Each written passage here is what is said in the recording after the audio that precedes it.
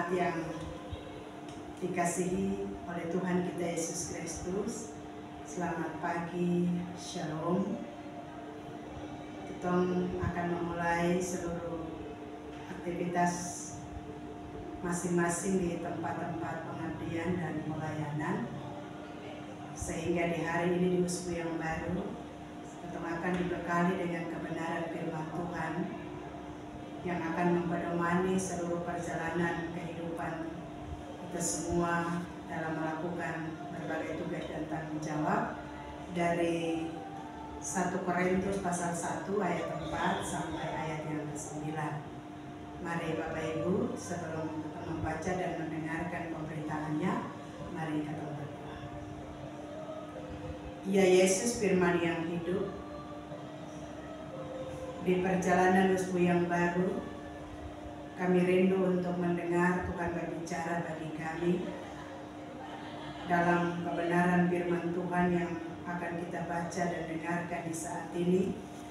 Biarlah Tuhan karuniakanlah Roh Kudus ada di tengah-tengah kehidupan kami untuk memberikan pengertian kepada kami, agar ketika firman kami baca, kami mengerti, kami merenungkan, dan kami dapat melakukan dalam tindakan-tindakan hidup nyata selaku pelaku-pelaku firman yang setia.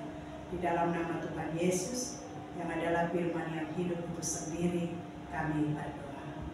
Amin. 1 Korintus pasal 1 ayat 4 sampai ayat yang ke-9 di bawah perikop ucapan syukur. Aku senantiasa mengucap syukur kepada Allahku karena kamu atas kasih karunia Allah yang dianugerahkannya kepada kamu dalam Kristus Yesus. Sebab di dalam Dia kamu telah menjadi kaya dalam segala hal, dalam segala macam perkataan dan dalam segala macam pengetahuan.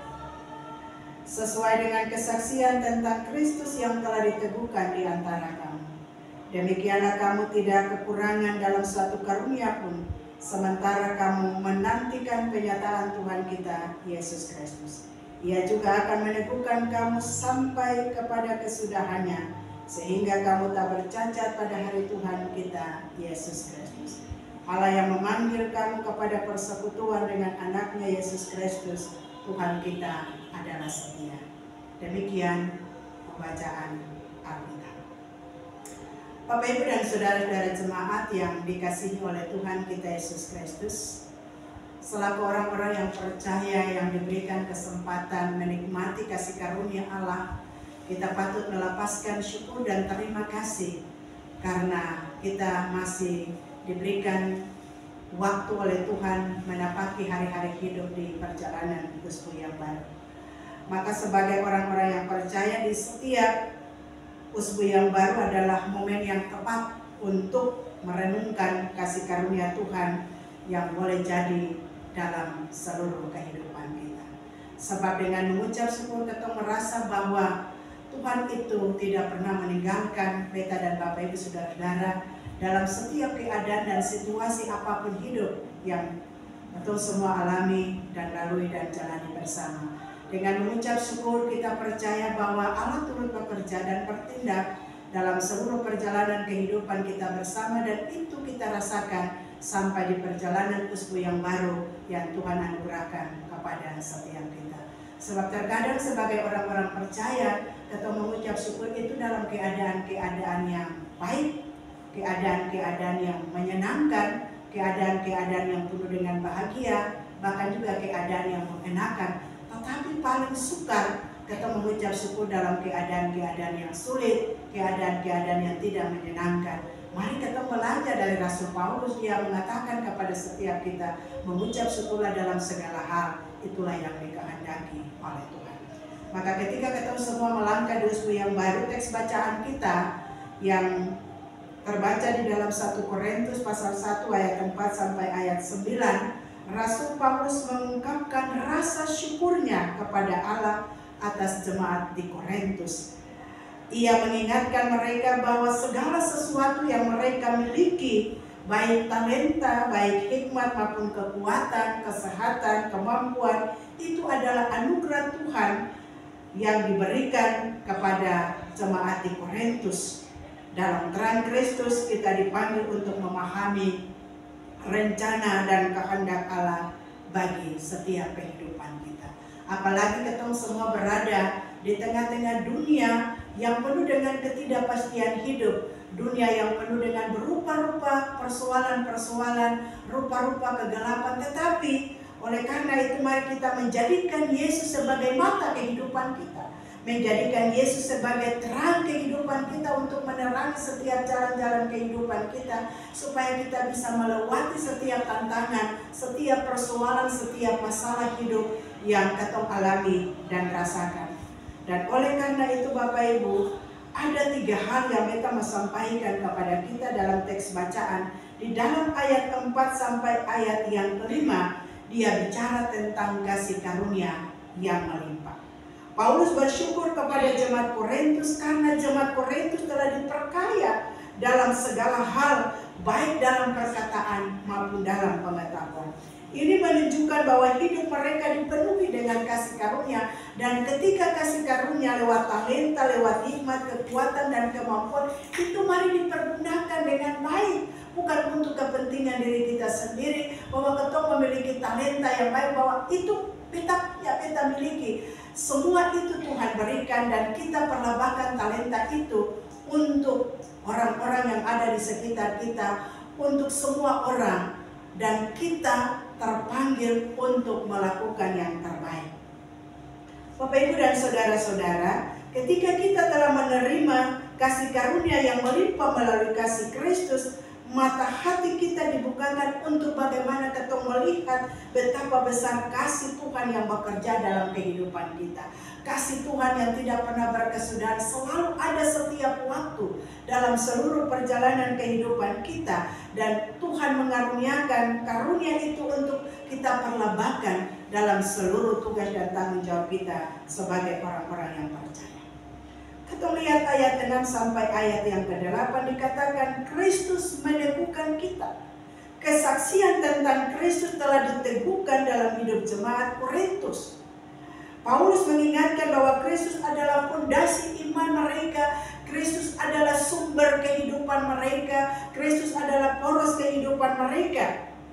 Mata hati yang diterangi oleh Kristus akan membantu kita untuk tetap teguh bahkan di tengah tantangan dan godaan.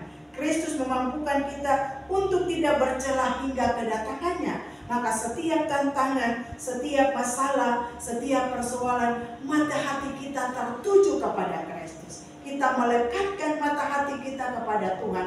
Kita condongkan mata hati kita kepada Tuhan, maka setiap tantangan dan godaan apapun yang kita alami, yang kita rasakan, akan kita selesaikan bersama dengan Tuhan. Bapak Ibu dan saudara-saudara jemaat, ayat 9 dikatakan Allah yang setia. Paulus menutup bagian ini dengan mengingatkan jemaat Korintus bahwa Allah itu setia. Dan kesetiaan Allah itu tidak pernah berubah sampai kapanpun. Terkadang kita tidak setia dalam seluruh tugas dan tanggung jawab kita, bahkan kita tidak setia terhadap Allah. Tetapi Allah itu setia dalam setiap situasi dan kondisi apapun. Allah setia hadir dalam keadaan-keadaan yang tidak baik, keadaan-keadaan yang baik yang kita alami dan rasakan dalam seluruh kehidupan kita. Dan oleh karena itu panggilan untuk hidup dalam persekutuan dengan Kristus adalah bukti dari kesetiaan Allah. Ketika mata hati kita diterangi oleh Kristus, kita akan melihat bahwa janji-janji Allah selalu dapat kita andalkan. Allah berjanji dalam setiap musim kehidupan yang kita alami, disitulah ada jalan-jalan keluar. Allah berjanji ketika kasih Tuhan itu ada dalam seluruh perjalanan kehidupan kita, maka ada kemenangan yang kita peroleh. Allah berjanji kepada kita dengan iman kita yang sungguh kepada Tuhan, maka ada mujizat yang Tuhan sediakan kepada kita. Dan oleh karena itu Bapak Ibu, ketika kita semua melangkah di usia yang baru, dengan rupa-rupa hal yang kita akan lalui dan jalani di dunia yang penuh dengan begitu banyak hal, kita yakin mata hati kita mesti tertuju kepada Tuhan. Kita mesti percaya bahwa ketika mata hati kita tertuju kepada Tuhan, segala hal yang kita lalui dan jalani, disitulah Tuhan akan bekerja dan bertindak. Maka mesti kita lakukan dalam kehidupan setiap hari adalah bersyukur atas karunia Tuhan. Kalau Tuhan suka kasih karunia dalam ketempung hidup, lewat talenta, lewat hikmat, atau berkat yang katong terima selama ini, jangan katong anggap itu biasa-biasa saja. Mari katong mulai dengan setiap hari mengucap syukur kepada Allah. Karena berkat kehidupan Tuhan sediakan, berkat masa depan Tuhan berikan, berkat-berkat jasmani dan rohani Tuhan anugerahkan kepada kita sebagai bukti kasih karunia yang Tuhan berikan kepada kita. Yang kedua yang kita lakukan, teguh dalam iman. Di tengah berbagai tantangan hidup, di tengah berbagai masalah hidup, di tengah berbagai persoalan hidup, ingatlah bahwa Kristus adalah terang yang menuntun seluruh perjalanan kehidupan kita. Jangan biarkan kekhawatiran duniawi mengaburkan penglihatan rohani. Serahkanlah segala kekhawatiran kita kepada Tuhan. Maka Tuhan akan memelihara hati kita dan kita akan keluar dari setiap kekhawatiran hidup. Percayalah dan yakinlah bahwa di dalam Tuhan ada berkat, di dalam Tuhan ada sukacita, di dalam Tuhan ada damai sejahtera, dan di dalam Tuhan ada kekuatan dan kemampuan yang Tuhan berikan kepada kita. Yang ketiga yang mesti kita lakukan, percaya pada kesetiaan Allah. Ketika kita menghadapi ketidakpastian, percayalah bahwa Allah yang telah memanggil kita adalah Allah yang setia. Ia tidak akan pernah meninggalkan umatnya. Walaupun terkadang kita meninggalkan Tuhan, tetapi Tuhan sampai kapanpun tidak akan meninggalkan kita. Ketika kita pegang untuk tangan, kita merasa lelah, kita melepaskan.